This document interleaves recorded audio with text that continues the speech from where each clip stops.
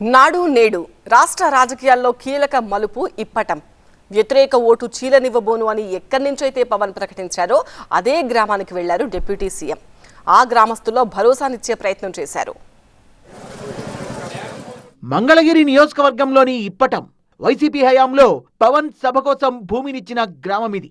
ఆ తర్వాత రోడ్డు విస్తరణ పేరుతో అప్పటి ప్రభుత్వం కొందరి ఇళ్లను పడగొట్టడం వివాదాస్పదంగా మారింది. తనపై కక్షను గ్రామం మీద చూపించారంటూ అప్పట్లో పవన్ ఆవేదన వ్యక్తం చేశారు. ప్రభుత్వ వ్యతిరేక ఓటు చీలనివ్వబోనంటూ అప్పట్లో శపథం కూడా చేశారు పవన్. అధికారంలోకి వచ్చి ఆదుకుంటామంటూ అప్పట్లో గ్రామస్తులకు పవన్ హామీ కూడా ఇచ్చారు. ఇచ్చిన మాట ప్రకారం ఇప్పటానికి వెళ్లారాయన.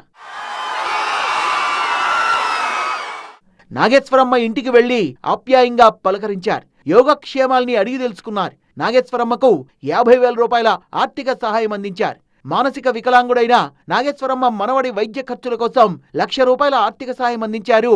అంతేకాకుండా తన జీతం నుంచి ప్రతి నెల 5,000 రూపాయల చొప్పున నాగేశ్వరమ్మ మనవడి చదువుకిస్తానని మాటిచ్చారు పవన్. తనకి 5,000 తనకి ప్రతి నెల వచ్చేస్తుంది. ఇదేమో ఇది మీకోసం ఇది మీ చదువుకి పెట్టుకోండి. అదేమో ఎవ్రీ మంత్ వస్తుంది మీకు 5. ఎప్పుడు ఎలాంటి సహాయం కావాలన్నా తనను సంప్రదించాలంటూ నాగేశ్వరమ్మ కుటుంబానికి భరోసా ఇచ్చారు పవన్. ఎప్పుడు ఏ అవసరమైనా ఆఫీస్కు రావచ్చని చెప్పారు. పెద్ద కొడుకుగా అండగా ఉంటానని హామీ ఇచ్చారు పవన్. డిప్యూటీ సీఎం పవన్ స్వయంగా తమ ఇంటికి రావడం, ఆర్థిక సాయం చేయడంతో పాటు అన్ని విధాలుగా అండగా ఉంటామని హామీ ఇవ్వడంతో ఆ కుటుంబం ఆనందానికి అవధులు లేవు. ఆపదలో ఆదుకున్న పవన్ ను పెద్ద కొడుకులా భావిస్తోంది ఆ కుటుంబం. నన్ను పొలమేళ్ళొద్దమ్మా, నువ్వు నేనుండానంటున్నాడు నా కొడుకు. నన్ను ఎందుకంటే ఇంకే సొంత కొడుకులు వాళ్ళందరూ వరాన్ని పుట్టాడు నా కొడుకు. వరం కొడుకు ఆ కొడుకు.